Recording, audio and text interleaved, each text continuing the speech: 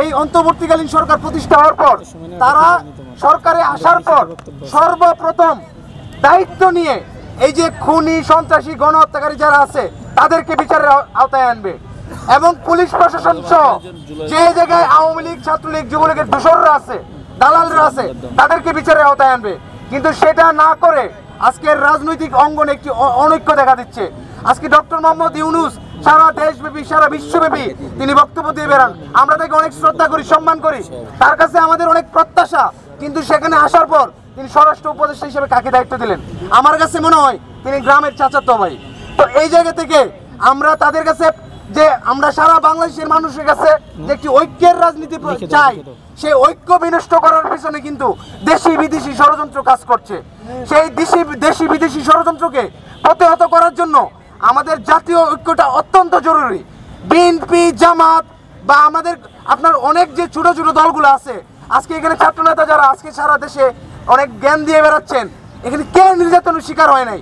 সবাই তো নির্যাতনের শিকার হয়েছে, যারা গুমের শিকার হয়েছে, হত্যার শিকার হয়েছে, সবাই তাদের ভিতরে জ্বালা যন্ত্রণা সবাই কিন্তু ফিল করে।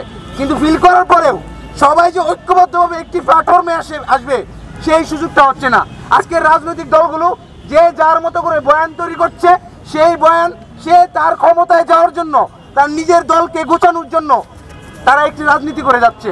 কিন্তু আমরা বলতে চাই আমাদের একটি ঐক্যবদ্ধ প্ল্যাটফর্ম প্রয়োজন। সেই ঐক্যবদ্ধ জায়গায় এসে সমস্ত দলমত জাতিকে আমাদের ঐক্যবদ্ধভাবে এই গণহত্যাকারীদের বিচার করতে হবে। এই গণহত্যাকারীদের বিচার সেটা অতি দ্রুত করতে হবে।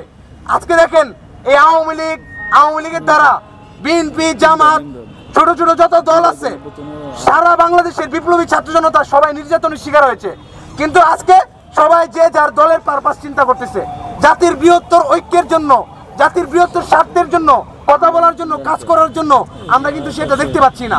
আজকে সে যার ব্যক্তিগত স্বার্থে, তার দলীয় স্বার্থে, তার গোষ্ঠীর স্বার্থে সারা দেশব্যাপী একটি অস্থিতিশীলতা সৃষ্টি করার চেষ্টা চালানো হচ্ছে। আজকে আন্তর্জাতিকভাবেও আমরা তো জানি আমার দেশের শত্রুকে, আজকে বাংলাদেশের অভ্যন্তরীণ রাজনীতির হস্তক্ষেপ চালায় ভারতীয় আধিপত্যবাদ যারা কায়েম করতে চায় তারা।